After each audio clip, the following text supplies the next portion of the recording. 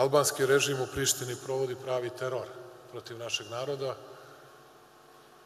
i neki se prave nevešti, prave se naivni, a u stvari njihova je namera, govorim o ovime sa zapada, njihova je namera da tobož izađu sa saopštenjem nekim protiv njih, da time nas tobož zadovolje, a da u stvari mi moramo da se pomirimo sa onim što se naziva nova realnost, sa onim što se naziva nova stvarnost, a koja nikako ne ide srpskom narodu u prilog i koja je suprotna svim potpisanim sporazumima, svim međunarodno javnopravnim aktima i normama.